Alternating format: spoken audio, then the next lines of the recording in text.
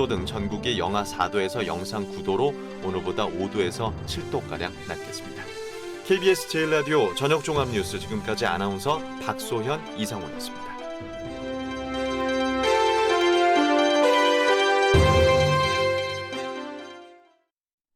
지금 시각 7시 20분입니다. KBS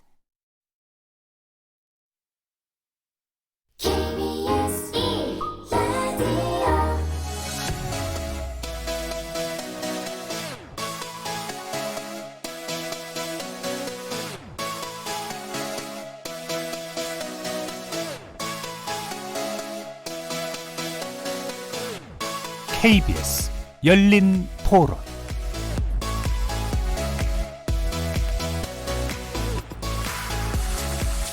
안녕하십니까. KBS 열린 토론 정준희입니다.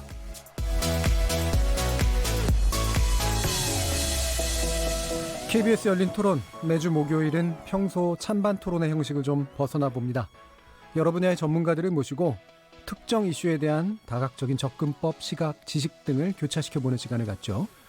이름하여 지적 호기심에 목마른 사람들을 위한 전방위 토크, 줄여서 지목전 토크. 일부에서는 출연자 중 한 분이 골라주신 주제를 가지고 다양한 의견 나눠보고 있는데요. 지난달 악성 댓글에 시달리던 20대 여성 연예인이 또다시 세상을 등지면서 악플 금지법을 도입해야 한다는 목소리가 점점 높아지고 있죠. 그래서 이번 주 출연자의 픽은 대한민국은 왜 악플 공화국이 됐을까라는 주제로 모든 것이 개방되고 연결되는 인터넷 시대 어두운 면이라고 볼 수 있는 문제, 타인에게 치유 불가능한 상처를 주고 심지어는 사망에까지 이르게 하는 악성 댓글의 심각성, 악플러들의 비틀어진 심리를 함께 들여다보겠습니다. 이어서 제작진의 픽은 청소년 성착취 온상된 채팅 앱이라는 주제로 스마트폰 채팅 앱이 청소년 성착취의 창구로 악용된다는 최근 조사 결과를 계기로 사실상 방치되다시피 하고 있는 채팅 앱의 실상에 대해 전문가와 함께 짚어보겠습니다. KBS 열린 토론은 여러분들과 함께 만듭니다. 청취자들도 지목전 토크 함께 해주시면서 오늘 주제와 관련해 다양한 의견 보내주시기 바랍니다. 토론에 참여하실 수 있는 방법 안내해드릴 텐데요. 문자로 참여하실 분은 샵 9730 누르시고 의견 남겨주시면 됩니다. 단문은 50원, 장문은 100원의 정보 이용료가 붙습니다. KBS 모바일 콩, 트위터 계정 KBS 오픈을 통해서도 무료로 참여하실 수 있습니다. 청취자 여러분이 KBS 열린 토론의 주인공입니다. 청취자 여러분의 열띤 참여 부탁드립니다. KBS 열린 토론 지금부터 출발하겠습니다. 살아있습니다. 토론이 살아있습니다. 살아있는 토론, KBS 열린 토론. 토론은 라디오가 진짜입니다. 진짜 토론, KBS 열린 토론.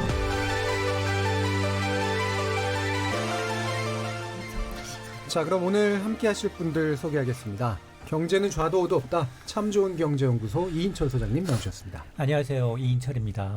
그리고 문화비평가 이태광 경희대 교수 나오셨습니다. 네, 반갑습니다. 이태광입니다. 나라를 걱정하는 과학자 이종필 건국대 교수 나오셨습니다. 안녕하세요. 이종필입니다. 규정을 거부한다. 한국 여성 변호사의 손정혜 이사 나오셨습니다. 안녕하세요. 손정혜입니다. 이렇게 경제 전문가, 법률 전문가, 문화비평가, 그리고 물리학자까지 각기 다른 전공과 개성을 가진 네 분의 출연자와 함께 만들어가는 지적 호기심에 목마른 사람들을 위한 전방위 토크, 줄여서 지목전 토크. 오늘도 호기심과 기대를 가득 품고 시작해보겠습니다. KBS 1라디오 채널은 유튜브로 생중계도 되고 있는데요. 유튜브 들어가셔서 KBS 1라디오 검색하시면 지금 바로 저희들이 토론하는 모습 영상으로도 보실 수 있습니다. 나중에 팟캐스트 들으실 수 있고요. 매일 새벽 1시에 재방송도 됩니다. 자, 이렇게 함께할 방법까지 안내해드렸고 지목전 토크 출연자의 픽 지금부터 시작해보겠습니다. KBS 열린 토론. 악성 댓글은 그 댓글로 인해서 누군가에게 큰 상처가 될 수 있다고 생각합니다. 그래서 그 댓글 달 때 좀 더 신중하게 생각하는 것이 좋다고 생각하는데 그의 해결 방안은 인터넷 실명제도 현재 찬반으로 이제 논의되고 있고 연예 댓글 없앴다고 저번 주에 기사 난 거 봤어요. 좋은 아이디어인 것 같아요. 우리나라는 연예인 공화국 같은 느낌이 있잖아요. 그래서 더 사람들이 관심을 가지고 자기가 안 좋게 느끼면 악플도 달고 했던 것 같은데 댓글 기능이 사라짐으로써 뭐 악플 같은 게 없으니까 좀 악영향도 좀 줄어들지 않을까 싶은 생각입니다. 악성 댓글 해서 인터넷 실명제를 한다고 해서 표현의 자유를 좀 침해하는 거 아닌가. 어떻게 헌법에도 보장되어 있는 권리인데 이렇게 옛날에도 그 인터넷 실명제를 해서 바로 위헌 판결 난 걸로 알고 있거든요. 그에 따라서 인터넷 실명제 하는 것보다는 악플 그런 처벌을 좀 더 강화하는 게 낫지 않을까 저는 생각합니다. 익명성 뒤에 숨어가지고 누군가의 인격이라든가 뭐 깎아내리고 모독하면서 즐거움을 느끼는 사람들이 있지 않을까. 네티즌으로서 좀 책임감을 가지는 게 중요한 것 같아요. 학교에서부터 악플 안 달기 교육을 받거나 좀 잘 알려주는 게 장기적으로 보면은 악플을 좀 근절할 수 있는 방안 중 하나일 것 같아요. 예, 악플 문제. 오늘 이 주제 손정혜 변호사께서 선정해 주셨는데 이유 설명 부탁드릴게요. 뭐 안타까운 죽음 굉장히 많이 보고 계셨을 텐데 뭐 최근에는 설리 씨 사건도 있었고요. 그리고 제가 관심 있게 본 거는 최태원 회장 전 동거인 사건에 이제 1억 원의 배상 판결이 나온 것도 굉장히 유의미하게 봤습니다. 저는 악플에 대한 것은 누구든지 악플의 피해자가 될 수 있다. 이런 이야기를 한번 해보고 싶었고요. 저 또한 방송을 하다 보니까 악플을 받는 경우도 있었고 그럴 때마다 연예인들이 악플러에 대해서 강력 처벌하겠다 뭐 이런 여러 가지 기사들 많이 내는데 여전히 끊임없이 발생하는 이 악플 홍수 속에서 어떤 대책이 있을 수 있을까? 그리고 이것이 우리나라만의 문제일까? 어떤 그 사회적인 문화나 이런 것들을 조성을 하면 이런 악플이 좀 근절될까? 좀 해안을 같이 나눠봤으면 좋겠다라는 생각도 가져봤고요. 그리고 요즘에 악플 관련해서는 40대, 50대, 60대 중장년층에서 악플러를 쓰시는 분들이 굉장히 많아지고 있다고 해서 이 악플러들의 고령화 현상은 또 우리 사회에서 어떻게 해석을 해야 되는가 그런 얘기 한번 해보고 싶었습니다. 예, 악플이라고 이제 뭐 언제는 일반화된 명칭처럼 쓰이는데 되게 묘한 조합어죠. 예. 악성 댓글 또는 악성 리플라이 뭐 이런 이제 뜻일 텐데 이게 이제 악플이라고 하는 것 자체가 법으로 규정돼 있지는 않을 거 아니에요. 그러니까 법률적인 용어로는 명예훼손과 모욕이죠. 사이버 명예훼손, 사이버 명예훼손이라고도 하지 않습니다. 정보통신망법이나 형법에서 특히 이제 형법상 명예훼손보다는 정보통신망법이 더 엄격하게 처벌하는 건 대중에게 전파 가능성, 소문날 가능성, 피해의 중대성이 더 인정되기 때문에 조금 더 강력하게 처벌을 하는 것인데 결국 악성 댓글이라는 것은 남에 대해서 함부로 이야기하는 거죠. 거기에는 명예훼손이 있을 수도 있고요. 욕설이나 비하라는 의견 표명이 좀 악의적으로 비방의 목적으로 있었을 때는 또 모욕죄도 규율할 수 있습니다. 우리 법원에서는 일단 피해자가 특정되고 이 글을 읽으면 누구를 향한지가 특정이 되고 손정혜라는 이름을 쓰지 않아도 지금 KBS 열린 토론의 여성 출연자 SC 하면 제가 특정이 되죠. 그렇게 특정이 되고 그 사람에 대한 명예와 관련된 거 그게 사실이든 허위사실이든 뭐 그런 부분들이 인정이 되고 또는 비하적인 표현 이러면 모두 악성 댓글의 범주에 들어간다고 보시면 될 것 같고요. 넓게 범주를 잡으면 정보통신망법에는 성적 수치심이나 음란 한 어떤 글을 어떤 특정 개인에게 보낸다고 하더라도 그것도 범죄의 어떤 기준으로 삼고 있기 때문에 타인이 봤을 때 모욕감, 굴욕감, 수치심, 기분 나쁜 글은 모두 다 악성 댓글입니다. 예. 그러면 이제 일단 피해자가 특정돼야 된다라는 게 이제 중요한데 예를 들면 이제 그 KBS다. KBS에 대해서 막 욕한다 이러면은 어떻게 되나요? 그러니까 집단 명사로서 하는 경우는 피해가 희석화된다고 해요. 그래서 그거로는 또 KBS는 공영방송국이니까 KBS를 욕한다고 하더라도 정당한 비판의 범주라고 한다면 예를 들면 KBS에서 무슨 조직적인 비리가 일어나고 있다. 무슨 팀에서 이렇게 되면 좀 특정성이 인정이 되는데 KBS만으로는 너무 강범위해서 처벌 가능성이 없고 피해도 너무 희석화되어 있기 때문에 그건 어렵지만 거기서 조금 더 좁혀간다면 KBS에 무슨 팀이 있는데 열린 토론 팀에서 어떤 이렇게 횡령이나 회계부정이나 이런 게 있었다. 이런 거를 들으면 피해가 특정되죠. 한정돼요. 그럴 때는 처벌 가능성이 높아집니다. 근데 그게 이제 뭐 예를 들면 허위거나 비방을 목적으로 가지고 있거나 뭐 이런 거죠? 네. 서로 사실이라고 하더라도 공적 인물이나 이런 공공의 이익이 없는 일반인들에게는 사실을 기재해도 예를 들면 내가 범죄를 저질렀는데 일반인이라고 할 때는 그 사람 그때 그 범죄로 전과 있잖아라는 걸 유포해도 그건 처벌되죠. 예, 이 사실적시에 의한 이제 명예훼손 그 부분이 또 우리나라 법제에서 좀 특이한 부분이 있긴 있죠. 자, 그럼 이제 악플 참 이게 심각한 문제인 건 맞는 것 같은데. 또 이게 또 복잡한 문제란 말이에요. 그러니까 표현의 자유하고도 연관된 성이 좀 있고 근데 이게 도대체 어느 정도 선까지를 이제 그 기준선으로 봐야 되느냐라는 되게 복잡한 문제들이 좀 있는데 이태강 교수님 이게 악플 또는 최근에 이제 무차별 공격되는 이런 것들 어떤 문화적 배경이 있을까요? 사실 이 문제가 하루 이틀 문제는 아니에요. 예. 그러니까 이제 우리 손 변호사님 아까 말씀하셨는데 얼마나 간이 크면 변호사한테 악플을 달겠습니까? 그분들이 법을 다 알고 다는 경우도 많이 있고요. 예. 그리고 상습범인 경우도 굉장히 많습니다. 그러니까 그렇다고 해서 뭐 제가 이제 그분들에 대해서 이렇게 뭐 나쁜 어떤 그런 이미지를 드리려고 하는 게 아니라 사실 마음에 이제 문제가 있는 분들도 있어요, 사실은. 그래서 이제 이런 분들을 어떻게 이제 대처할 것인가가 사실 지금까지는 상당히 많은 표현의 자유에 방점을 찍으면서 사실 방치되어 왔다는 생각이 들고요. 그렇죠.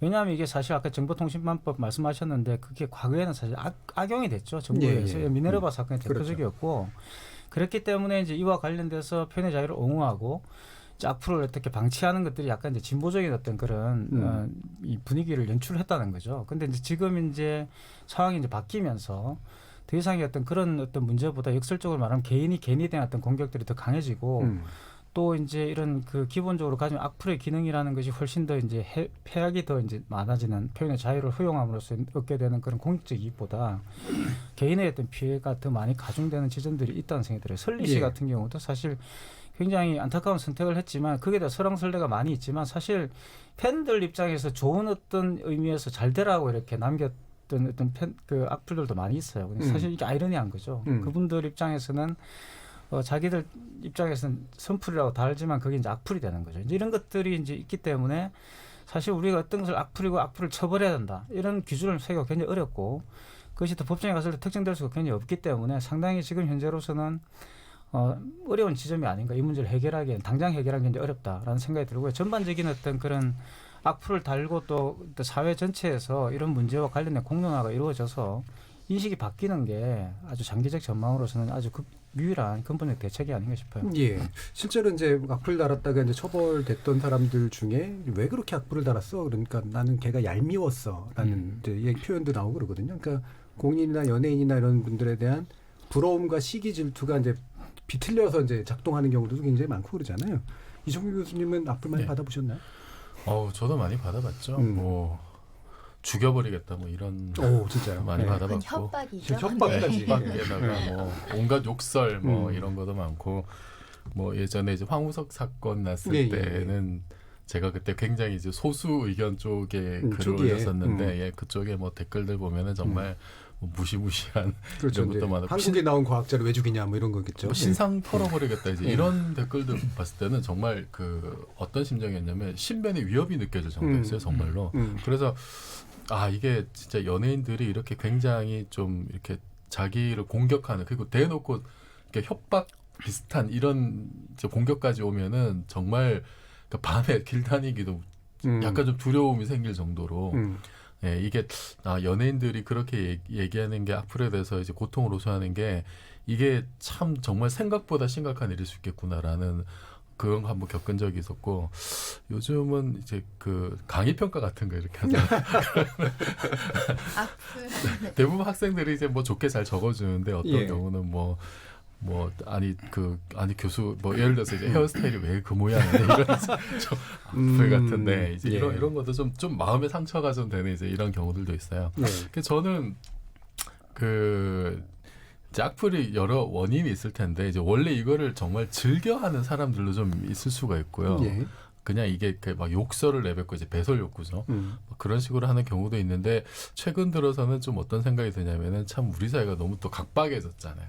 각박해지고 그리고 어느 순간부터인가 예를 들어서 이제 우리가 대놓고 부자 되세요라고 하는 말이 이제 이게 정말로 그 우리의 근본적인 욕망을 밖으로 드러내는 것이 거리낌 없어지는 옛날에 비해서 그것이 이제 허용이 되고 오히려 좀 장려되는 측면이 있고 옛날에는 차마 부끄러워서 내지는 좀 인간으로서 이건 말하기 좀 그렇다 싶은 것도 막 이제 내뱉는 얘기들이 좀 많아진 것 같은데 뭐 미국의 트럼프 시대가 열린 것 비슷하게 좀 그러면서 그게 이제 모바일 혁명하고 좀 맞물리면서 좀 이렇게 확산된 면도 있지 않느냐. 그리고 사실 또 우리 사회가 경쟁이 워낙 치열하다 보니까 경쟁이 치열하고 조금 각박해지면은 굉장히 이제 곳간에서 인신난다고 이제 말이 또 거칠어지고요. 그리고 경쟁이 심하면은 이게 내 위에 있는 사람은 어떻게든 잡아 끌어내려야 되고 밑에서 올라온 사람은 또 눌러야 되거든요. 그래서 뭔가 잘나 보이는 사람한테는 어쨌든 흠을 잡아서 흠이 보였을 때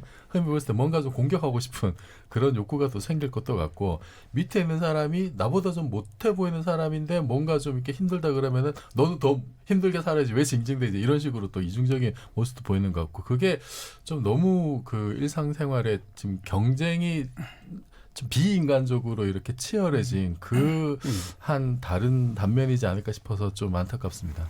그러니까 사회적으로 그러니까 보면은 사실은 뭐 개인적으로 심리적으로 문제가 있는 사람도 있고, 그다음에 이런 말 그대로 사회적 스트레스라든가 이런 게 이제 또 있는데, 사실은 조장 효과도 있는 것 같아요. 그러니까 그렇죠. 댓글이 서로 막 어울리다 보면 이 정도는 뭐 당연히 말해도 되는 게 돼버리는, 이쪽에 문화적인 수준이 좀 낮아졌다고 얘기해야 될까요? 거기에 대한 관용이라고 얘기할 수는 없을 것 같고, 이런 상황들 어떻게 보세요? 그러니까 이제 네. 저는 이제 경제부 쪽 일을 했었고, 그리고 기자 생활을 하게 되면 기사를 전달하든 방송을 하든 가장 첨예하게 대립하는 게 부동산 관련한 정보예요.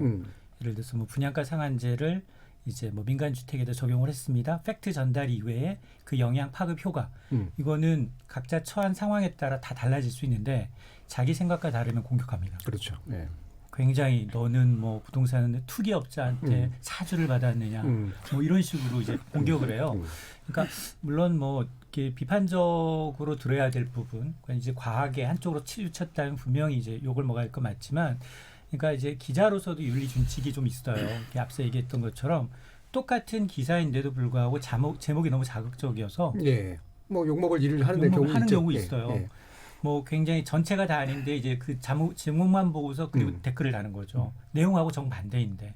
그러니까 언론의 책임도 약간 있다. 그리고 과거에 지금 고 최진실 씨가 지금 2008년이잖아요. 벌써 11년이 더 됐어요. 그렇죠. 자, 그런데 그렇게 인터넷이 발달이 되고 우리가 접할 수 있는 언론 정보며 이런 이제 우리 의견을 표시할 수 있는 창구는 굉장히 많아졌는데, 근데 여전히 지금 이런 게 근절되지 않고 있다는 건 여러 가지 측면에서 문제가 있다.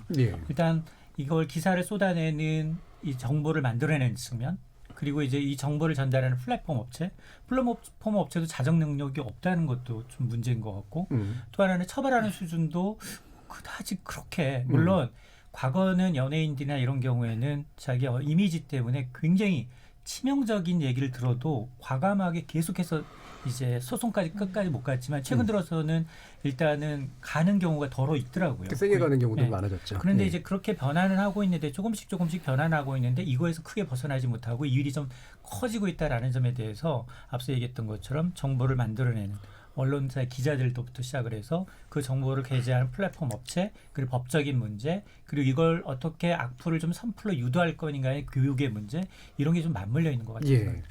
자, 뭐 방금 또 연예인 문제도 얘기해 주셨는데, 사실 연예인들이 어떤 면에서 보면 되게 약자예요. 그런 면에서 보면. 그러니까 왜냐하면 대중들에게 불만이 있어도 불만을 거꾸로 표출할 수 없는 그런 측면이 있기 때문에 대중들이 보기에는 연예인이 강자지만, 그래서 이제 가수 출신 배우 심은지 씨한테 악성 댓글을 달았던 30대 여성 징역형을 받고 법정 구속되는데, 재판 중에도 악플을 게시하는 뭐 대단한 일을 했다고 해요. 근데 이분이 이제 강박장애가 있다고 일단은 얘기는 되고 있는데, 보니까 이제 재밌는 게 법원에 징역 5개월을 하면서 법정 구속까지 하는 그런 선택을 했거든요. 이게 5개월이 기냐 짧냐는 물론 판단의 여지는 있지만 법정 구속을 해버리는 것까지 이제 한 거는 어떻게 보면 변호사님 보시기에는 재범 가능성이 굉장히 높은 사람이라고 본 거죠. 아니 감히 지금 기소돼서 재판받는데 반성하지 않고 계속 피해를 야기한다라는 거는 그만큼 재범 가능성이 높아서 실형이 불가피하다. 그렇게 보셨는데 강박장애 주장이 나오다 보니까 그럼에도 선처할 부분이 있어서 그래도 징역 1년 날고 5개월로 깎으신 거라고 저는 생각이 들어요. 왜냐하면 최근에 대법원 양형 기준으로 명예훼손 초범은 거의 실형이 안 났습니다.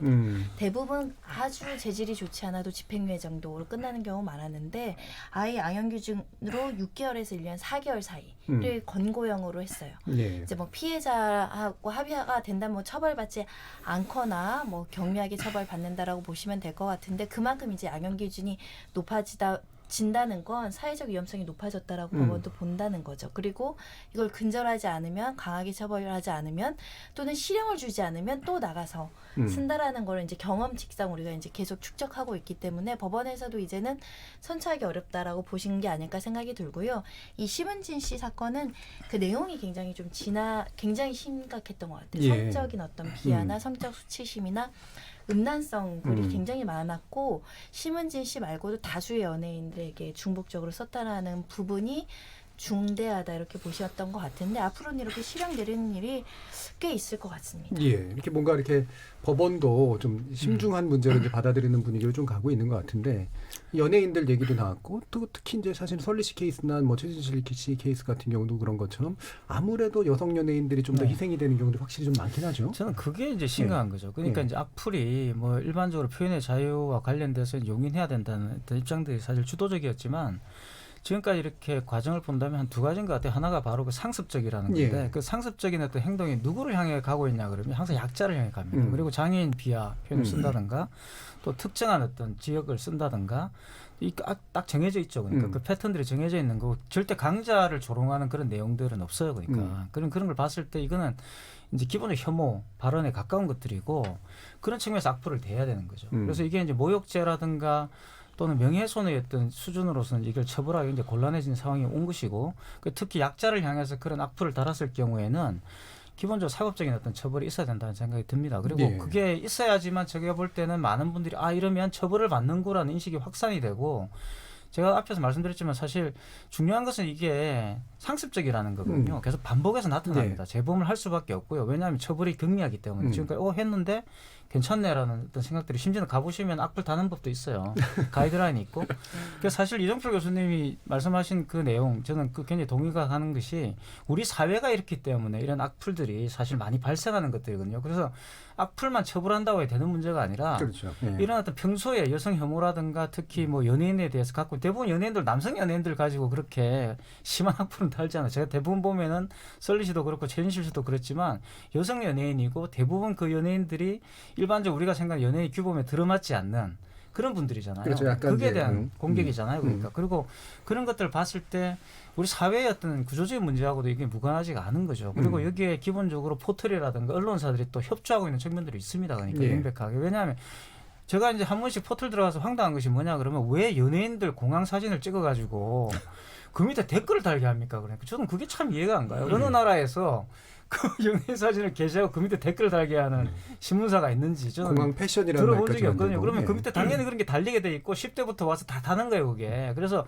누가 거기에서 더 멋진 이야기, 쉽게 말하면 더 이제 산박한 그런 악플을 다느냐에 따라서 박수를 받기 때문에 그 신박함을 추구한단 말이에요. 그러니까 더 많은 주목을 끌기 위해서 더 심한 말을 하게 돼 있고, 그러다가 이게 발전하게 되는 거죠. 습관이 되어서. 그래서 이런 부분들도 조금 개선이 돼야 되는데, 그런 포털이나 이런 부분들도 조금 개선이 되고, 또 사업적인 어떤 문제들도 개선이 된다면 좋지 않을까 하는 생각이 들어요. 확실히 줄 거라는 생각이 들어요. 실제로 언론이 댓글을 달게 하는 가장 중요한 이유는 트래픽이죠. 그렇죠. 트래픽의 차이가 훨씬 크게 나타나기 때문에. 그게 주로 광고 수입이에요. 광고 수입이고요.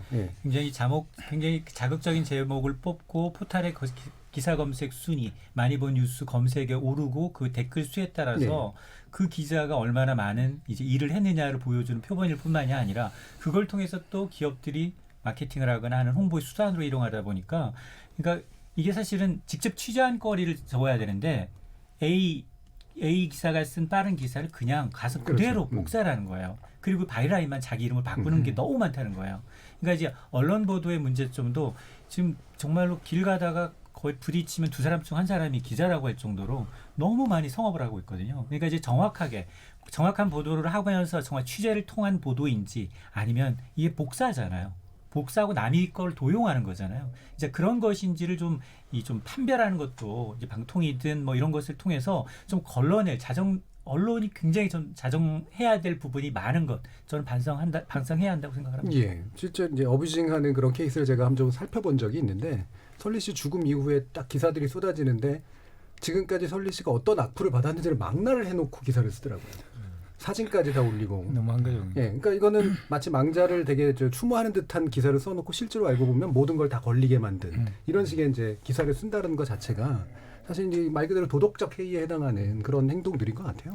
아니 그 저는 이제 표현의 자유라는 것도 사실은 그 제가 이해하는 실질적인 취지는 사회적으로 표현을 할 수 없는 약자들이 예. 여타의 불이익을 받지 않고 신체적 위해를 그런 걸 받지 않고 이제 자기 의견을 표현할 수 있는 어떤 그런 제반 장치를 만들어 준다는 걸로 이해를 하고 있거든요. 왜냐하면 강자는 그런 거 표현의 자유라고 굳이 명시를 하지 않아도 마음대로 떠들잖아요, 사실은. 그렇죠. 예.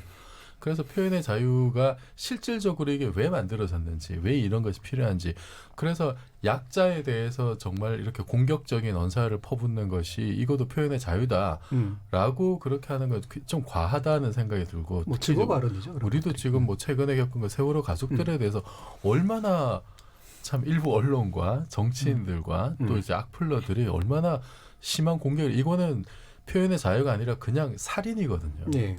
저는 그 수준에서 좀 봐야 된다. 표현의 자유에 숨어서 모든 거를 회피하려고 하면 안 된다는 생각이 듭니다. 손 변호사님, 그 지금 아까 그 연령대 얘기해 주셨잖아요. 그것도 사실 되게 좀 흥미로운 데이터인데 어때요? 현황이 어떻습니까? 경찰청에서 최근 3년간 사이버 모욕죄 명예훼손에 대한 연령별 현황을 분석을 했더니 한 2, 3년 전에는 악플러 3명 중 1명이 한 20대였다라고 합니다. 그런데 최근에 이르러서는 10대 악플러는 감소했지만 60대 이상 악플러가 이제 높아졌다는 거죠. 그걸 우리 사회가 어떻게 해서 워낙 고령화가 진행이 되니까 악플러의 나이도 같이 고령화되는 것인지 같이 성장하는 아니면은 인터넷을 잘 사용하시든 못하는 세대들이 이제 많이 거죠. 익숙하셔서 인터넷 와서 글을 쓰는 방법을 많이 배워오신 것인지는 모르겠지만 사실 보통 연령이 많으신 분들은 우리 사회에서 존경받는 어르신이니까 남에 대해서 좀 더 간대하고 어떤 사회에 대해서 조금 더 다른 시각으로 조금 포용하는 세대라고는 우리 젊은 세대를 이해를 하고 존경을 하는데 오히려 남을 향해서 굉장히 혐오적인 발언이 조금 늘고 있다라는 거는 사실은 우리 세대 간의 갈등을 어떻게 포용해야 되는 세대에서 오히려 세대 간의 갈등을 조장하고 남을 위해서 차별 공격하고 있다. 이 부분도 조금 심각하다. 10대는 아직 철이 덜 들고 미성숙하고 이 잘못된 또래 문화 때문에 그렇다라고 이제 변명의 여지가 있는데 우리 60대 어르신들은 어느 부분에 그렇게 악플을 쓸까 궁금하죠. 근데 지금 60대라 그러시지만 20년 전에 40대였잖아요. 우리가 지금 인터넷 문화에 들어온 게 20년이거든요. 같이 성장한 게 저는 맞다고 보고요. 오히려 지금 7, 80대들 같은 경우는 유튜브로 가셔가지고 이분들은 이제 새로운 세계, 신세계를 경험하고 계시죠. 저는 이분들이 이제 사실 그런 사회화를 겪어본 적이 없잖아요. 7, 80대 같은 경우는 60대 이상 분들은 그분들이 사실 광화문에 모여서 저는 새로운 사회화를 하고 있다고 저는 생각을 하는데 그분들은 이제 그게 즐거운 거예요. 가서 이전에는 그냥 가장 노릇하기 바빴는데 이제 거기 가시면 해방감을 느낄 수 있으니까 물론 내용들은 뭐 그렇지만 그분들이 보시면은 이렇게 막 찍고 이렇게 올리고 하는데 그건 이제 악플이라기보다는 그런 어떤 그 자기의 어떤 사회화 과정을 볼 수 있지만 지금 말씀하신 집중되어 있는 게 40, 50대입니다. 근데 이분들이 사실 보면 가장 인터넷 문화가 활발할 때 인터넷 문화 속으로 들어와 세대가 아닌가 저는 생각이 물론 뭐 정확한 통계가 없기 때문에 그렇다라고 단언하기는 어렵겠지만 저는 대충 그럴 것 같다는 생각이 들어요. 그리고 또 이제 그 매체가 지금 또 다양해졌잖아요. 과거에 예를 들어서 인터넷 그 게시판 문화가 있을 당시에는 이게 토론이 됐거든요. 이게 그러니까 기본적으로 토론 문화가 어쨌든 인터넷 속에 있었어요. 근데 이게 이제 소셜 미디어로 오면서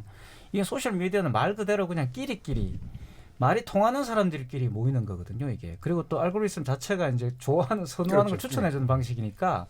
많은 지금 학자들이 지적하듯이 소셜 미디어 자체가 과연 민주주의에 도움이 되는가에 대해서 지금은 좀 아니다라는 좀 결론이 많은 것 같아요. 그러니까 역설적으로 민주주의가 후퇴하는 어떤 경향들이 지금 인터넷 문화 속에 발생하고 있는 거죠. 그러니까 말 그대로 악플이라는 거는 토론하지 않겠다라는 거거든요. 너를 그냥 혐오 대상으로 찍어가지고 배제하겠다라는 것이기 때문에 이런 어떤 문화 자체가 굉장히 좀 퇴행적이고 굉장히 조금 위험한 어떤 그런 모습을 보이고 있는 거 아닌가 하는 생각이 들어요. 그러니까. 그리고 이제 덧붙여서 그 우리가 지난 2012년 대선을 겪으면서 이제 박근혜 대통령이 당선될 때 가장 큰 역할을 한 게 50대고 그때 이제 그 카카오를 이용하게 된 이분들이 스마트폰을 이제 보급된 스마트폰을 이용해서 그러니까 항상 선거마다 새로운 매체와 새로운 세대가 등장했는데 그때는 그분들이 굉장히 이제 주목을 받았었거든요. 그래서 이분들이 뭐 어디 간 게 아니라 지금 이제 뭐 50대 말 60대지 이렇게 되셨을 테니까 그분들이 새로운 문명의 이기로 정말로 새 세상을 사실 또 만끽하고 계신 거라는 생각이 들고 그런데 다른 젊은 세대들에 비해서 이렇게 그 미디어의 변화를 쭉 이렇게 따라온 사람들은 이게 이제 대충 알잖아요. 뭐 게시판에서 치고받고 싸우기도 해보고 뭐 욕설을 했다가 다시 반박도 받아보고 누가 고소하겠다 그러면 겁도 먹어보고 이제 이게 세월이 지나면서 온갖 산전수전을 겪으면서 대충 어느 정도 이제 나름대로 합의된 룰이라든지 매너라든지 이런 걸 좀 익히게 되는데 좀 늦게 들어오신 어르신들 같은 경우에는 그게 체화되는 과정이 좀 약했을 수가 있거든요. 네. 이게 지금 전체 룰이 우리 어쨌든 인터넷 문화가 그래도 한 20-30년 오면서 뭔가 좀 축적된 성과가 있는데 그게 아직 좀 넓게 확산이 되고 이게 합의가 되기에는 좀 이제 그 부족한 시간이 아니었나 하는 생각도 좀 듭니다. 예. 그 아까 이태강 교수님 말씀하신 것처럼 이게 적어도 이제 사실은 이제 인터넷이라든가 이런 새로운 매체가 들어올 때 외로 초기가 살짝 룰이 좀 많이 있는 그렇죠. 시대였다가 룰이 붕괴되는 방향으로 보통 많이 가거든요. 이 붕괴 문제점이 있는 방향이 바로 네 말 안 듣겠다로 이제 가는 거잖아요. 결국 욕설을 내뱉는 이유도 결국 난 네 말 듣고 싶지 않다라고 하는 그런 거기 때문인데 그러면 이게 이제 결국은 토론회 문화를 이제 재정비를 해야 되는 것인지 아니면 아까 이제 말씀하셨던 것처럼 뭐 법을 재정비하거나 플랫폼에 대한 어떤 의무를 하거나 이래야 되는지 뭐 다 필요한 일이긴 하겠습니다만 이때 제일 많이 나오는 게 실명제 얘기거든요. 근데 또 사실 우리 실명제 한번 크게 또 진통을 겪었잖아요. 어떻게 보세요? 그러니까 그 2007년이죠. 한 20만 30만 명이 들어오는 이제 언론사 포털 사이트에 대해서 준실명제 하겠다 이렇게 이야기가 되니까 이게 헌재 이제 또 위헌이다 이렇게 이제 제기하신 분이 있었는데 실제로 위헌이 났었죠. 그 당시에 여러 가지 논거 중에 하나는 실명제 해도 그렇죠. 근절되지 않는다는 거예요. 근데 최소 침해 원칙에 반한다는 거죠. 표현의 자유를 이렇게까지 억제하면서 실명제를 하게 되면 너무 위축되니까 다른 방법이 있을 수 있지 않느냐 이런 취지인데 문제는 다른 방법을 10년 동안 찾아왔겠죠. 우리한테 여전히 이 실효성 있는 대책은 없고 과거 10년 전보다 훨씬 광범위한 악플이 일반 대중들, 일반 피해자, 특히 청소년들 사이에서 서로로 인터넷으로 공격하는 그에 대해서 뭐라고 해야 될까요? 굉장히 폐해가 많죠. 네. 그리고 평가 누군가를 재난하는 거, 분노. 그러니까 원인을 통계를 내보면 1위가 분노라는 거예요. 나는 저 사람에게 분노해도 돼. 라고 생각한다는 거고 그 중간에 뭐 장난도 있고요. 뭐 별게 다 있는데 우리는 왜 사소한 개인이 문제에 분노하는가? 그것도 한번 생각해 볼 필요가 있다는 생각이 듭니다. 저는 실명제 자체가 별로 크게 실효성이 없다고 생각해요. 지금 이제 소셜 미디어 환경에서 보시면 거의 다 실명제지 않습니까? 그렇다고 해서 악플이 근절된 게 아니에요. 오히려 악플이 더 많아졌고 본인들 애기들 사진 붙여놓고 그 악플 다시는 분도 많이 있어요. 그리고 또 제가 말씀드렸지만 본인은 악플을 생각하지 않고 선플을 달았는데 그게 또 악플로 돼가지고 처벌을 받는 경우도 있기 때문에 사실 실명제 자체가 근본적으로 막는다고 보기는 좀 어렵다고 보고 오히려 처벌을 강화하는 방향일 거라는 생각이 드는데 그래서 좀 다른 부분이 저는 있어야 된다고 보거든요. 그게 저는 일단 이 댓글을 통해서 수익을 올리고 있는 분들 좀 포털이라든가 언론사들이 좀 책임의식을 가질 필요가 있다. 그래서 사실 외국 같은 경우도 물론 이게 뭐 근본적인 대책이겠지만 외국 같은 경우도 사실 컨텐츠를 팔아서 쉽게 말하면 정론을 제시해가지고 그걸 통해서 수익을 올리는 구조잖아요, 그죠? 근데 우리는 광고를 이제 가지고 해야 되니까 이런 문제가 저는 발생한다고 보고 외국 같으면은 그래서 특정한 어떤 그런 부분 그 기사가 아니면 댓글을 허용하지 않잖아요. 또 댓글을 일정하게 달다가도 가디언 같은 경우는 또 지워버립니다. 그러니까 없애버리기 때문에 어느 정도 무슨 그런 게 필요하면 게시판을 열지만 또 없애버리고 이런 어떤 선별적으로 이렇게 그 규제를 하면은 좀 충분히 이렇게 많이 개선될 거라고 저는 생각해요. 그리고 그와 관련된 이제 법적인 어떤 정비가 있으면 저는 충분히 지금보다 나아질 거라는 거예요. 지금까지 저는 아무것도 안 해왔다고 보거든요. 솔직히 말하면. 이런 문제가 발생한 뒤에도 그냥 뭐 모욕죄 정도를 처벌하는 그 규정을 만드는 것 뿐이지 실질적으로 제가 볼 때는 뭔가 근본적인 대책이 나왔는가 그리고 이 사실 자체가 공론화된 것도 최근의 일이기 때문에 저는 지금부터 다시 논의를 해봐야 했나 봐요. 저는 개방과 폐쇄의 관림길이면 저는 이제 개인적으로 개방을 지향하면서 그 역효과를 좀 차단하는 쪽으로 가는 게 대체로 맞다는 생각을 가지고 있는데 이런 문제 생기면 저는 이제 그 물리학을 하는 사람이라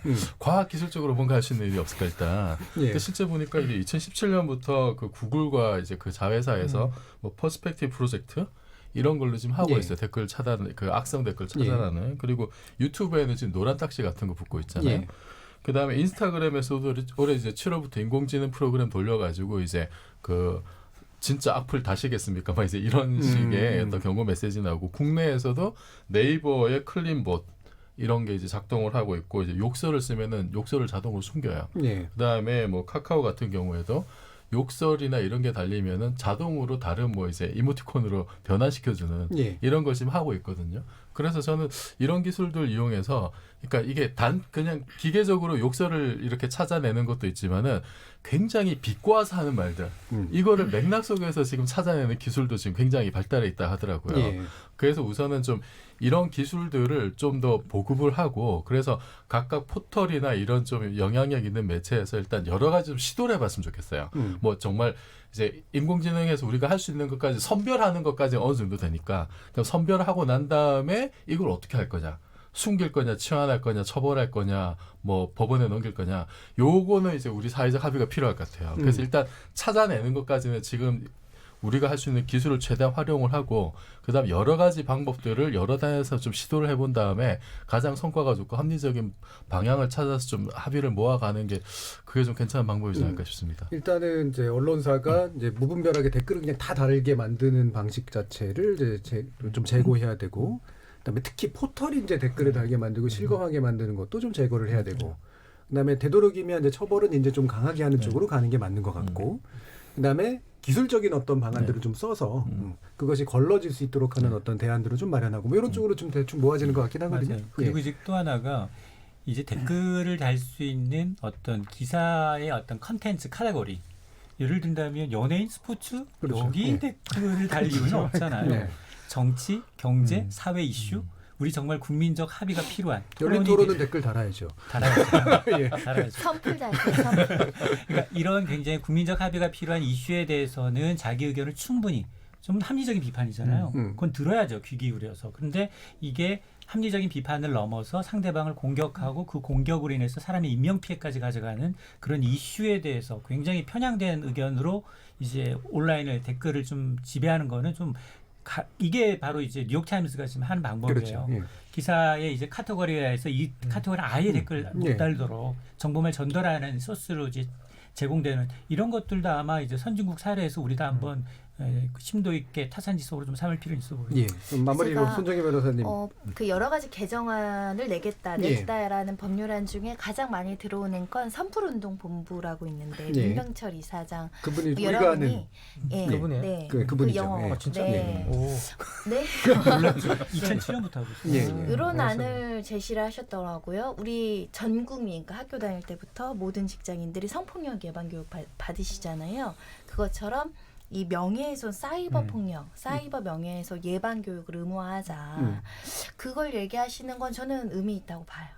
이거를 쓰는 사람들은 내가 한 번도 그렇게 당해보지 않았거나 당해도 쉽게 극복할 줄 아시지만 막상 경험해보면 이게 굉장히 잔존 머릿속에 많이 오래 남거든요. 그 상처에 대해서 교육해주고 역할 교육도 한번 해보고 하면서 예방적 교육을 실시하는 것도 좋다 해서 이런 법률안은 괜찮을 것 같습니다. 예. 자, 뭐 여러 가지 얘기들도 나왔고 뭐 확실히 좀 방향은 좀 과거와는 좀 달라진 것 같다라는 그런 생각은 분명히 좀 듭니다. 그럼 토크 우리 진행하는 동안 청취자들이 보내주신 의견 들어보고 가죠. 정규진 문자캐스터. 네, 안녕하십니까. 문자캐스터 정의진입니다. 대한민국은 왜 악플 공화국이 됐을까라는 주제로 청취자 여러분이 보내주신 문자 소개해드리겠습니다. 먼저 유튜브로 의견 주신 저스티스 바이 카산드라 청취자분. 악플 공화국을 말하기 전에 포털의 실시간 검색어, 클릭 장사를 법에 의해 규제해야 합니다. 악플은 단순히 그 결과물에 지나지 않습니다. 결과 말고 원인을 치료합시다.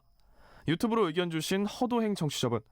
인터넷 매체의 클릭 장사는 댓글로 서로 의견이 팽배해질수록 더욱 클릭을 유도해주니 포털 입장에선 그동안 방치한 부분도 있다고 봅니다. 하지만 상대에 대한 존중 없이 그저 자신의 기분 풀이식으로 상대를 모욕하는 걸 그대로 놔둬선 절대 안 됩니다. 콩 아이디 K76093577님. 악플로는 처벌을 더욱 세게 하는 것이 답입니다 해주셨고요. 유튜브로 의견 주신 이창섭 청취자분. 한국은 정치가 올바르게 가지 않으면 이런 악플러들은 지속적으로 만들어질 수밖에 없다고 봐야 할 듯요. 콩 아이디 서현진님. 악플 문제는 도를 넘는 언어가 잘못된 행동인 것조차 모르는 일부 사람들의 근본적 교육의 부재에서 기인한다고 봅니다. 유튜브로 의견 주신 이동진 청취자분. 실명제 한번 해보고 싶긴 하네요. 악플 근절될 수 있지 않을까요? 아무튼 악플은 약자를 공격한다기보다 자기가 싫어하는 사람을 공격하는 심리로 보입니다. 핵가족화되면서 사람과 사람 사이의 포용성이 많이 떨어진 것도 하나의 원인으로 생각됩니다라고 보내주셨네요. 네, KBS 열린 토론. 지금 방송을 듣고 계신 청취자 모두가 시민 농객입니다. 문자는 샵 9730번으로 참여하실 수 있고요. 단문은 50원, 장문은 100원의 정보 이용료가 붙습니다. KBS 콩, 트위터 계정 KBS 오픈을 통해서도 무료로 참여하실 수 있습니다. 청취자 여러분들의 날카로운 시선과 의견 기다립니다. 지금까지 문자캐스터 정의진이었습니다. 예, 오늘은 되게 좀 좋은 댓글들이 굉장히 많았던 것 같습니다. 자, 이 정도 선에서 좀 아쉽지만 이종필 교수님은 일단 요 앞에서 1부에서 마무리 짓고 인사를 드려야 될 것 같네요. 다음 주에 뵙겠습니다. 네, 고맙습니다. 예, 청취자들의 직접 참여로 이루어지는 KBS 열린 토론, 청취자들의 의견 많이 받아봤습니다. 고 설리 씨 안타까운 죽음 이후 우리 모두가 책임을 느껴야 될 악플과 증오적인 표현에 대해서 진지한 사회적 논의가 필요해 보입니다. 지목전 토크 출연자의 픽은 여기서 마무리하겠습니다. 여러분께서는 KBS 열린 토론과 함께하고 계십니다.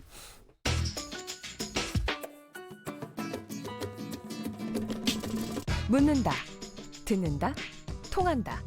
KBS 열린 토론. 듣고 계신 청취자 여러분 감사드립니다. 들으면서 답답한 부분은 없으신가요? 궁금한 점은요?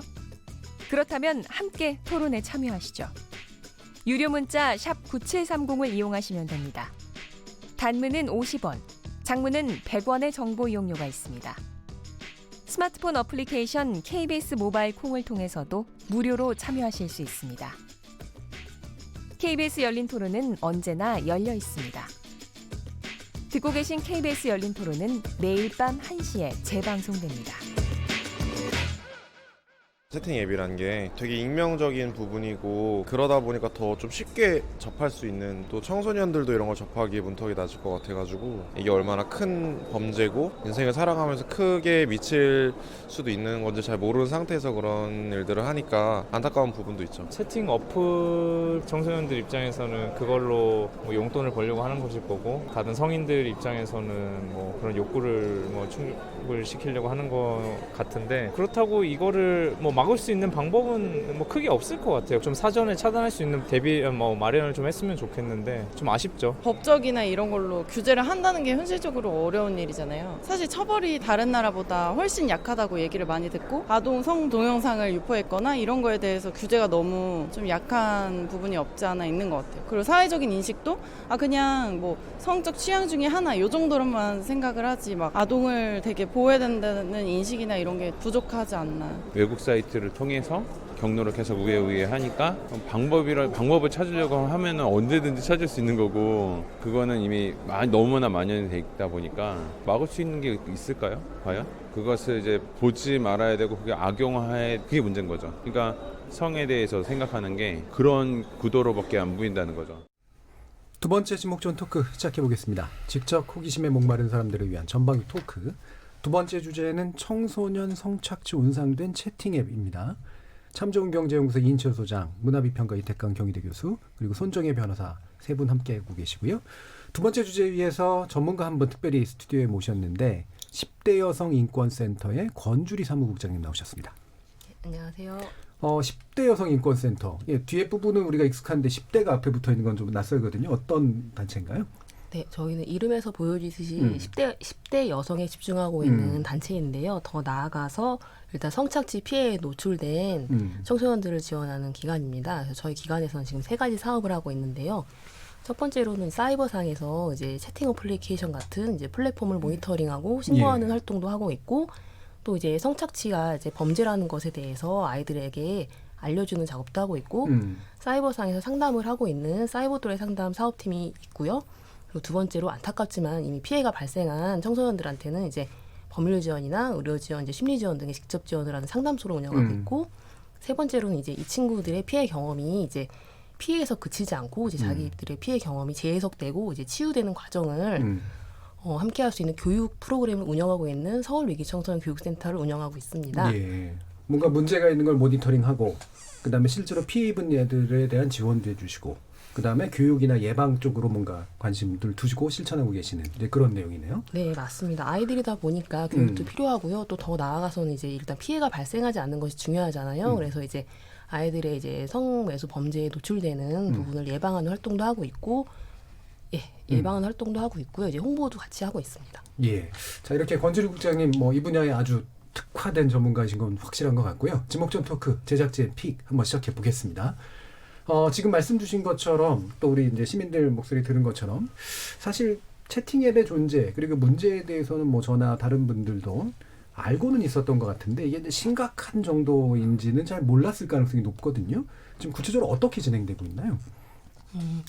일단 대부분의 이제 채팅 앱에서 발생하는 피해 관련해서는 이제 사실 말 그대로 채팅 어플은 채팅을 하는 기능을 가진 어플인 거잖아요. 네. 근데 어플 상에서는 이미 채팅의 기능을 상실한 지는 오래라고 저희는 아까 말씀드린 사이버토의 상담 사업을 통해서 확인을 하고 있었고요.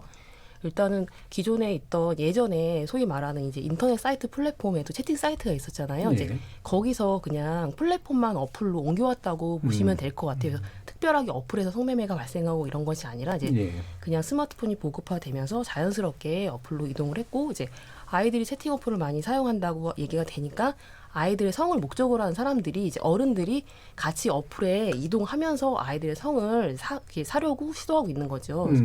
그러니까 기존의 인터넷 사이트에서 이미 있었던 문제고 지금 네. 메신저라든가 여러 가지 채팅 앱들은 결국은 연결시켜 주는 건데 그거를 이제 성착취로 악용하는 사람들이 이제 글로 같이 이동하고 있는 게 문제입니다. 그럼 이제 랜덤 채팅 앱 이런 거는 이제 말 그대로 그냥 랜덤으로 연결해 주는 이런 방식인 건가요?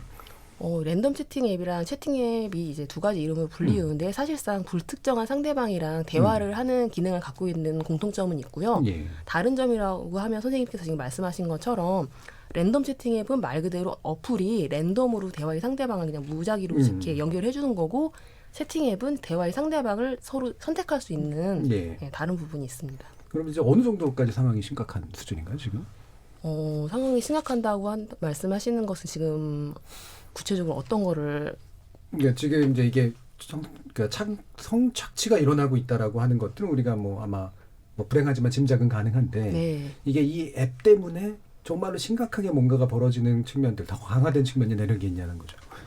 일단 최근까지는 혹시 어플을 채팅 어플을 깔아보시는 분 계세요?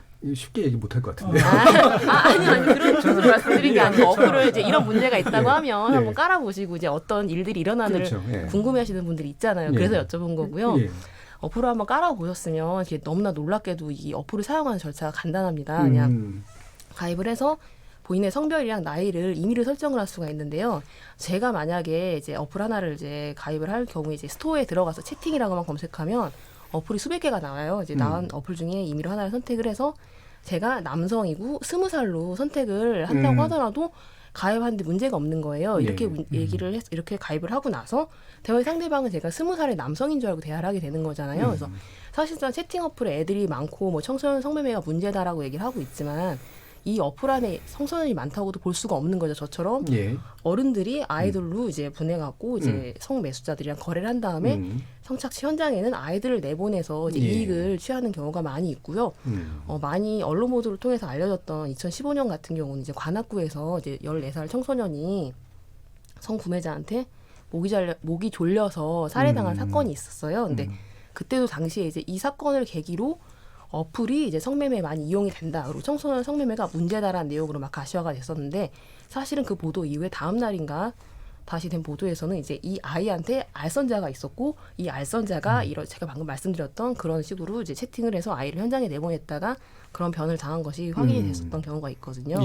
이렇게 이제 뭔가 걸려지는 장치 없이 아이들이 직접 노출이 된다거나 아니면 심지어는 포주 역할을 하는 사람들이 이걸 이용해버리는 그런 상태들이 이제 좀 심각성을 더해주고 있는 것 같은데 손정희 변호사님 뭐 관련된 사건 다루신 적 있으세요? 그러니까 이게 너무 쉬운 게 문제예요. 그리고 현장에서 실질적으로 뭐 가출 청소년 포함해서 이제 가정에서 좀 보호받지 못하는 애들이 뭐 외롭고 결핍도 있긴 한데 실질적으로 경제적인 문제 때문에 성을 이렇게 이런 시도나 호기심 뭐 이런 거 여러 가지 방법으로 하느냐 핸드폰으로 몇 대 하면 그런 제안이 너무 많이 오고요. 심지어 제가 이제 사건으로 보는 거는 그 PC방 가격 뭐 2-3천 원이 없는 거죠.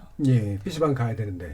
그럼 2-3천 원 못 내니까 PC방에서 접촉해서 몇천 원 주고 저녁 사줄 오빠 와서 그것 때문에 성을 팔고 이런 걸 보면 현실에서 이 성을 팔고 하는 게 굉장히 좀 손쉬우신 거죠. 예전에도 있었는데 지금 너무 손쉽게 이게 제의식 없이 너무 광범위하게 이루어지고 우리가 예전에 원조 교제라는 단어를 썼었고 네. 요즘에는 조건 만남이라는 단어가 있잖아요. 그 자체가 사실은 범죄를 좀 희석화시키는 단어거든요. 사실은 이거는 성학대죠. 어른이 돈 10,000원 주고 애 성 팔고 10,000원도 아니에요. 5,000원 주고 성 사고 이런 것 자체가 아동 성학대고 아동 성착취인데 그게 조건 만남이다, 원조 교제다, 뭔가 자유로운 의사결정 하에 조건을 설정해서 한 것처럼 이렇게 포장하는 단어들이 난무하는데 실제로 인터넷상에서 가출하지 않은 청소년들도 용돈벌이를 너무 쉽게 한다는 거죠. 그리고 그에 대해서 어른이 제의식을 갖지 못하는 거고 아이들은 그에 동조하는 거고 또 공공한 처지인 애들은 내몰리는 거고 오늘 잘 데가 없으니까 나 좀 재워줄 사람 하면 우르르 온다는 거예요. 성인들이 오빠가 재워줄게. 그런 식의 것들이 너무 많아서 사실 이거를 굉장히 안타깝죠. 그래서 그 아이를 구제하면 그 아이의 그 생계 문제를 해결해주지 않는 이상 너무 손쉬우니까 또 그런 일은 발생하고. 그래서 저는 사실은 굉장히 어떻게든 도와주고 싶지만 도와줄 수 없는 좌절감을 느낀 사건들이 좀 있었어요. 예. 이게 이제 어른들이 그렇게 어린아이들을 성적으로 매매하고 착취한다에 대해서 뭐 도덕적으로든 뭐 법의 측면에서 누구도 이제 여기에 대해서는 뭐 뭘다른 이의를 달지는 않을 텐데 아마 밑에 심리 중에 그런 게 있을 것 같아요. 그러니까 아이들이 좀 문제가 있는 아이들이 언제나 있을 법이고 걔네들을 어떻게 하겠어라고 하는 그런 생각들도 하고 뭐 이런 게 겉으로는 말 못하지만 사실은 좀 있을 것 같거든요. 어떻게들 보세요? 이게 앞서서 이제 앵커가 질문했던 과연 이제 이 스마트폰이라는 채팅 앱을 통한 이제 청소년의 성매매 착취가 어느 정도로 빈번하게 일어나느냐. 이게 2016년 자료가 있네요. 국가인권위원회가 발표한 걸 보면 실제로 이제 성매매 1대1 조건 만남을 한 비중이 한 88%가 되는데 그 가운데 유입 경로가 스마트폰 채팅 앱이다라는 답변이 59%예요. 예. 10명 중 6명이 스마트폰 채팅 앱을 통했다는 거고 주요 창구라는 거죠. 그렇습니다. 더 충격적인 건 뭐냐? 성매매를 조장하는 앱이 317개인데 이 가운데 278개, 90%가 본인 인증하지 않고 기기 인증하지 않고 사용이 가능하다라는 게 더 충격적이고요. 어플이 얼마나 있길래 300개가 넘어가요? 300개도 훨씬 넘는 걸로 저희는 실제로 파악을 하고 보면? 있고요. 그리고 그렇게 아까 말씀드렸던 지금 선생님이 말씀하신 그 국가인권위원회 자료 관련해서 저희가 저희 기관이 참여를 했었고요. 그 어플이 많은 게 문제가 아니고 어른들이 거기 성을 목적으로 하는 그렇죠. 것에 예. 중점을 둬야 되고 아까 아이들이 거기 많은 것에 중점을 두는 게 아니라 왜 아이들의 성을 사는 사람들에 대해서는 우리는 고민하지 않는가. 그렇죠. 예. 이건 우리 사회가 그걸 고민해야 될 것 같아요. 왜 애들이 성매매를 하지가 아니고 왜 애들의 성을 사지라는 거에 대한 고민을 해야 되는데 예. 애들이 그냥 범죄 가담자이고 그냥 일탈로만 일탈로만 보게 되면 훨씬 간단한 거잖아요. 그렇죠. 근데 예, 예. 지금까지는 그냥 문제아들이니까 그렇죠. 이렇게 돼버리잖아요. 예. 대부분은 지금 아까 말씀드렸던 것처럼 스마트폰이 보급화되어 있기 때문에 예전처럼 예전에 소위 말하는 가출 청소년이나 아니면 학교 밖 청소년 이런 친구들이 피해자일 거라고 생각을 그렇죠. 하는데 대부분 그렇지가 않아요. 저희 기관에 오는 친구들도 보면 대부분 학교를 다니고 있고요.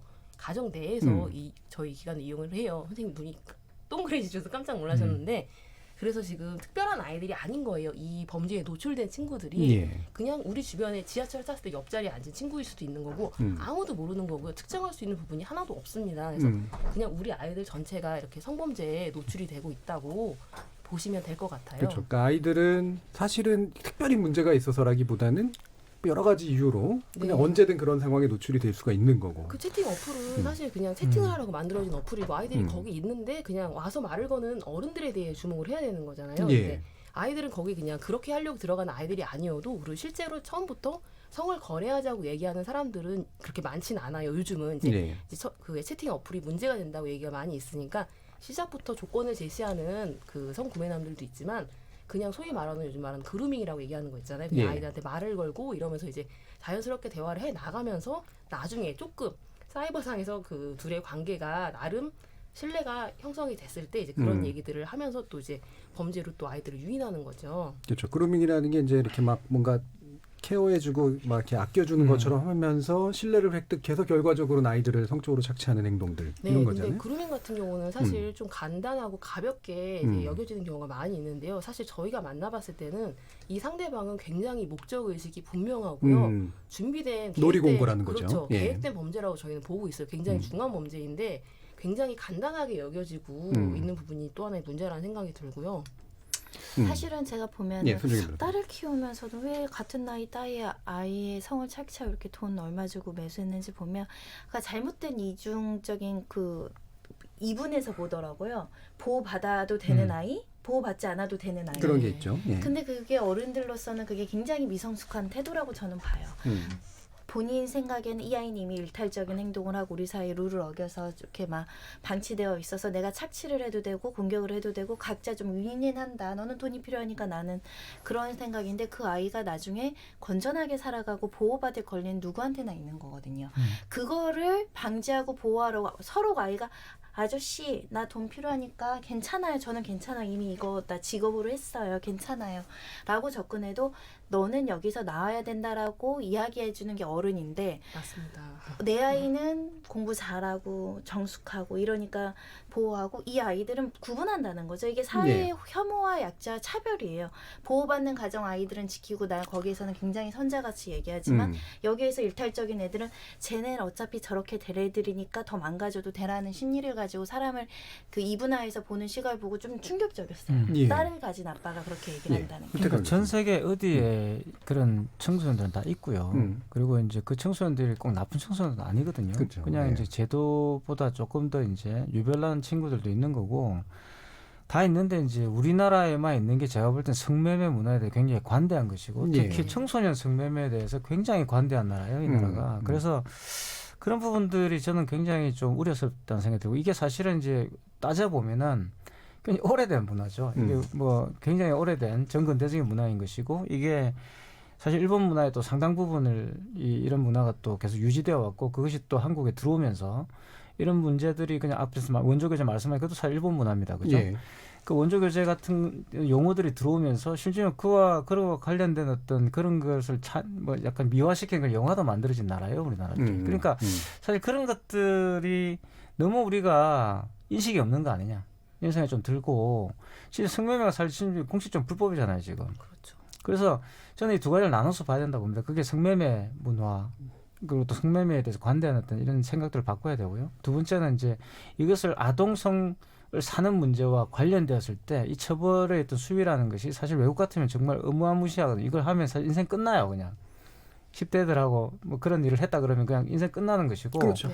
심지어는 다른 나라에 가서 성을 구매하더라도 특히 이제 태국 같은 데 가서 이제 그런 일을 많이 벌이는데 영국 같은 경우는 그것이 밝혀지면 그 사람 진짜 끝나는 거예요. 아동하고 연계되는 모든 이런 범죄 이런 강력한 전 세계적인 어떤 그런 기본적인 합의가 있잖아요. 그죠? 근데 그 우리는 왜 그걸 안 따르는지 OECD 국가가 이런 것들이 좀 논의가 돼야 되는 거죠. 그래서 오히려 이제 성을 팔았다, 성 파는 아이들을 이제 보호 처분 대상으로 처벌을 하다 보니까 뒤집어진 거예요, 사실. 그러니까 보호의 대상으로 봐야 되는데 동조하는 공범으로 보니까 이걸 처벌한다라는 거거든요. 근데 아이들의 자유의지가 얼마나 성숙했는지를 우리가 살펴보면 아이들이 지금 일탈적인 행동을 하더라도 언제든지 변화 가능성이 있고 개선 가능성이 있고 특히 우리 출산율 문제도 있지만 성장해서 자기가 해야 되는 모성으로서의 또 보호 문제도 있거든요. 그래서 보호의 대상이라는 게 아동 보호에 대한 인식이 약한 건 알겠지만 성착취와 관련된 분야에서도 지극히 미약하다. 그게 이제 사실은 성을 파는 청소년을 어떻게 보호할까에 대한 예산 확보를 보면 알 수 있거든요. 굉장히 미비하죠. 권상 국장님, 그 우리나라는 일단 피해자로 취급하지 않잖아요, 그렇죠? 지금 체계는. 아까 저쪽 선생님이 말씀하신 것처럼 우리나라 성매매 불법 국가이고 아이들에 대해서 아동 청소년 성보호에 관한 법률이 있습니다. 근데 지금 방금 변호사님이 말씀하신 것처럼 보호되는 아이들이 있고 보호되지 않는 친구들이 법에 명시가 되어 있는 거예요.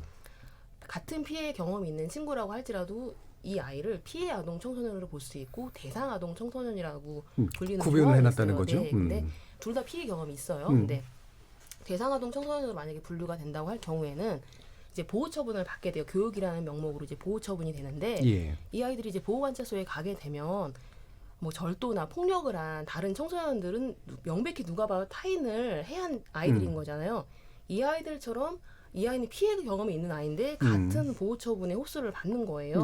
마치 폭력 저지른 애들처럼. 그러니까 이 아이들 같은 경우는 본인이 처벌받는다고 생각할 수밖에 없잖아요. 이제 너를 보호할 거, 교육할 거라고 얘기했는데 갔을 때는 누가 봐도 타인한테 위해를 가한 아이들이랑 같은 보호 처분을 받게 되고 또 이 자체 때문에 이제 아이들이 신고를 하지 않는 거예요. 이제 본인들이 처벌받는다고 생각하니까 신고율을 낮추고 있고 더 나아가서는 성을 매수한 사람들이 아이들한테 너도 처벌받아라고 얘기를 하는 거예요. 이 부분이 협박 수단으로 오히려 이용이 되고 있고요. 그래서 저희 기관을 포함해서 이제 현장 단체들에서는 이 조항을 삭제해야 된다. 대상 아동 청소년을 삭제하고 피해 경험이 있는 친구들은 온전히 보호하면 되는 거고 보호 체계를 마련해갖고 보호 처분이 아니라 저희 같은 기관에 연계해서 상담을 받고 이제 더 이상 이런 일에 같이 재유입이 되지 않도록 상담소나 상담 기관이 활동을 하면 된다라는 얘기를 하고 있고 이 부분으로 저희가 지금 아청법 개정안을 2016년에 지금 발의된 상태인데요. 아직까지 국회에서 계류 중이에요. 이제 아이를 보호하자라는 얘기로 지금 법을 개정하자고 얘기하고 있는데 이 부분이 지금 아직 2019년 지금 하반기잖아요. 아직까지도 제자리에 있습니다. 그런데 피해로 분류되는 아이들은 의지로 한 게 아니라 어떻게 이제 그렇게 연루가 된 경우고 대상은 그렇게 의지가 거예요. 있다고 보는 거죠. 그렇죠. 그래서 범죄 가담자로 여기고 있는 거예요. 그 부분이 지금 아이들을 구분해서 보고 있고 이 피해 경험이 있는 친구들은 피해 경험이 있으면 온전히 다 보호만 하면 되고 가해자에 집중하면 되는 거잖아요. 이 아까 선생님 말씀하신 것처럼 성을 산 사람들의 처벌이 적법하게 이루어지면 되는 건데 굉장히 가벼워요. 그러니까 아이들의 성을 목적으로 하고 사는 게 너무나 부끄럽지 않은 사회인 거예요. 우리 사회가. 그 부분이 가장 큰 문제이고 이 부분에 주목해야 한다고 생각합니다. 그러면 지금 보니까 다크앱 문제가 또 이렇게 많이 나오더라고요. 이게 이제 얼마 전에 또 최근에 뉴스 나온 것 중에 한 일본인이 공항에서 이제 무작위로 걸렸는데 그 안에 이제 아동 포르노가 담겨져 있어가지고 굉장히 심각한 이제 처벌의 대상이 된 케이스가 이제 나온단 말이죠. 근데 사실 우리나라도 이제 그런 식으로 되긴 할 텐데 이게 다크웹이라고 하는 게 이 문제의 심각성을 되게 좀 더한다 그러더라고요. 어떤 내용들이죠? 일단 다크웹 같은 경우는 우회 경로를 통해서 뭔가 이제 그런 소위 말하는 지금 불리우는 말로는 음란물을 볼 수 있고 구매할 수 있는 사이트라고 얘기를 하고 있잖아요. 근데 사실 현장 단체 저희 같이 지금 모니터링을 하고 있는 단체 입장에서는 다크웹같이 우회하지 않아도 너무나 일상적이게 이런 아동 청소년의 성착취물을 구매하고 거래하는 걸 볼 수가 있어요. 너무나 간단하게는 각자 플랫폼 SNS 플랫폼에서도 이런 동영상이 게시가 됐다가 내려갔다가 굉장히 자유롭게 반복이 되고 있고요. 채팅 어플 안에서도 음란물 관련해 갖고 거래를 하겠다고 나와 있는데 일단 음란물이라는 용어를 사용하면 안 된다고 생각은 하는데요. 이제 거기에 출연이라고 할 수도 없죠. 그 동영상 안에 보이는 아동 청소년이 그 동영상을 본인이 설령 자발적으로 찍었다고 할지라도 누가 그거를 유포하고 판매하는 거에 동의를 하겠어요. 그러니까 이건 당연히 아동 청소년 성착취물로 분류해야 한다고 생각을 하고요. 근데 저희가 최근에 4월 달에 이제 말씀드린 것처럼 채팅 앱에 안에서도 이제 이렇게 이게 음란물이라고 해서 아동 청소년의 성착취물이 거래를 한다라는 걸 봤어요. 저희가 모니터링 하면서. 그래서 이 음란물이 진짜 아동 청소년이 등장이 하는가를 확인을 하고 싶어서 이 음란물을 판단 사람한테 저희가 채팅에서 말을 걸었어요. 말을 걸었더니 선생님 또 깜짝 놀라시네. 말을 걸었더니 그 사람이 계속 놀라고 계세요. 순진하신 분. 라인이라는 이제 다른 플랫폼으로 이동을 해서 얘기를 더 하자라고 해서 라인으로 이제 건너와서 정말 판매하냐라고 했더니 한 개에 150원에 판다는 거예요.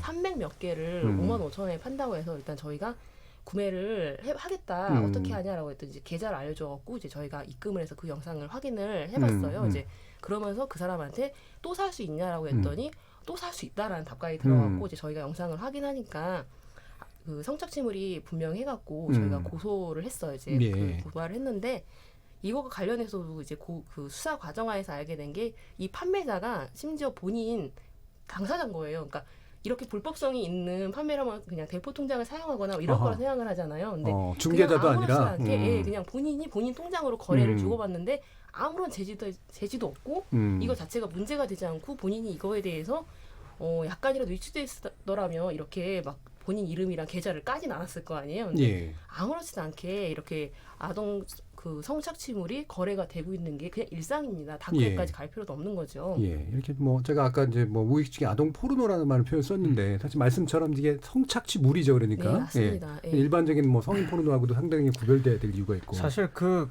금방 말씀하신 그 내용도 저도 참 우리나라에서 이해가 안 되는 거예요. 그런 성착취물을 그냥 일반 포르노를 갖고 다녀도 사실 문제가 되거든요. 그렇죠. 그걸 만약 공항에 가시다 말 그대로 검색대에서 그게 잡히면 바로 현장 구속이에요. 특히 아동 성착취물을 가지고 있었다 그러면 뭐 유럽이나 호주 같은 데 가시면 바로 잡힙니다. 그러니까 그런 인식이 없죠. 그러니까. 그래서 얼마 전에도 그런 사건이 있었잖아요. 들고 가다가 문제가 돼가지고 그 공항에서 문제가 된 적이 있는데 그러니까 그리고 심지어는 또 이것도 되게 웃기는 이야기인데 그 여행 사이트에 보시면요 그런 그 안내가 올라와 있어요.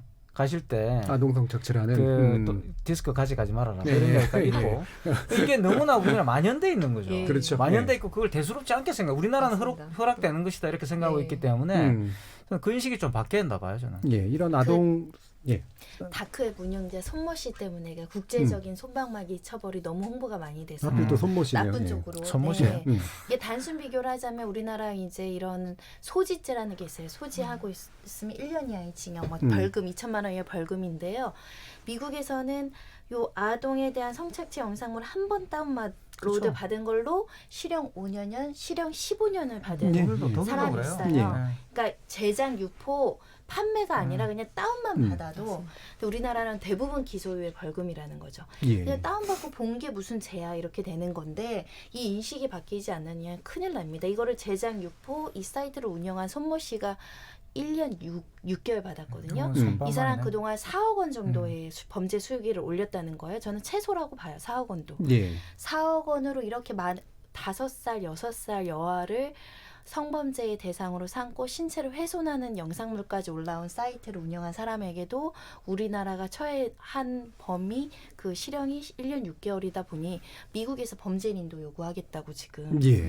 참 이렇게 심각합니다. 우리나라의 여러 가지 이런 그 청소년과 그다음에 아동에 관련된 성착취에 관련된 인식 자체가 너무 낮은 수준이다라고 하는 거 아주 심각하게 보여주는 사례인 것 같은데요. 많은 청취자들의 의견도 좀 있으실 것 같아요. 정의진 문자캐스터 한번 불러보죠. 네, 문자캐스터 정의진입니다. 청취자 여러분이 보내주신 문자 소개해드리겠습니다. 먼저 콩 아이디 장호민님.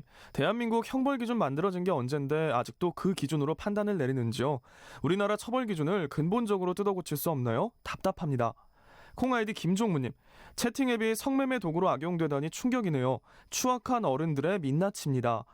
콩 아이디 미카님. 가정교육과 공교육 부재의 부작용입니다. 지금이라도 도덕과 윤리교육을 강화해야 합니다.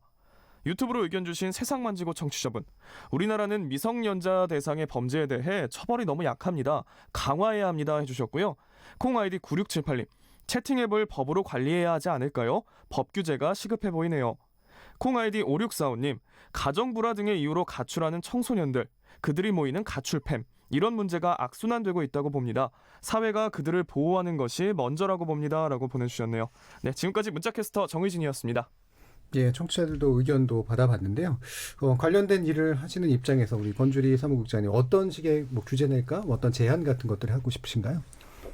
일단 사실 지금 저희 소위 말하는 기성세대 같은 경우는 사이버 공간 자체가 분리된 공간이잖아요. 근데 지금 청소년들이나 20대 초반 분들 같은 경우는 사이버 공간의 분리가 그냥 일상인 거예요. 자기 사이버 삶이죠. 공간 자체가. 근데 지금 현재 법은 사이버 공간에서 벌어지는 이제 이런 성범죄를 뿐만 아니라 사이버 공간에서 벌어지는 범죄가 규제될 수 있는 방안이 전혀 없습니다. 현행 법 안에서는. 저희 기관이 지금 저희 채팅 어플리케이션 자체를 이제 성매매를 알선하고 유인하고 조장한다고 여기 갖고 6개 그 채팅 어플리케이션을 2016년에 이제 고발을 했었어요. 근데 고발을 했었는데 2년 동안 처리 결과가 안 나왔어요. 근데 계속해서 이제 재항고까지 가고 뭐 재정신청까지 했음에도 불구하고 기소조차 되지 않은 거예요. 지금 말씀드린 상황만 봐서도 충분히 가능성이 있어 보이잖아요. 기소해야 한다는 생각을 저희는 당연히 했지만 근데 현행법이 없다는 이유고 이 채팅 어플리케이션이 청소년 유해 매체물이 아니라는 이유로 불기소되었던 거거든요. 그런 의도로 만들어지지 않았다는 거죠. 그러니까. 그렇죠. 네, 맞습니다. 그래서 그런 식으로 이제 아주 되게 중요한 말씀해 주신 것 같은데 이런 청소년들은 사이버 공간이 자신의 삶의 일부인데도 불구하고 아직의 우리나라 현행 법령은 마치 그들이 이제 분리되어 있는 것처럼 그래서 이쪽 분야에 대한 어떤 규제나 대안이 마련되어 있지 않은 상태 이거에 대한 아마도 시급한 개선이 좀 필요하지 않을까 그렇게 생각을 해봅니다. KBS 열린 토론 오늘의 두 번째 지목전 토크 청소년 성착취 온상된 채팅입이라는 주제로 함께 이야기 나눠봤습니다. 오늘 뭐 5분의 전문가와 함께 대한민국은 왜 악플공화국이 됐을까라는 주제 그리고 두 번째로 청소년 성착취 온상된 채팅앱 두 가지 주제를 가지고 의견 나눠봤는데요. 먼저 퇴근하신 이종필 건국대 교수 그리고 이인철 참좋은경제연구소장 문화비평가 이태광 경희대 교수 손종혜 변호사 그리고 마지막에 함께해 주신 10대 여성인권센터 권주리 사무국장 모두 감사드립니다. 수고하셨습니다. 감사합니다. 참여해 주신 시민논객 모두 감사드리고요. 저는 내일 저녁 7시 20분에 다시 찾아뵙겠습니다. 지금까지 KBS 열린 토론 정준이었습니다.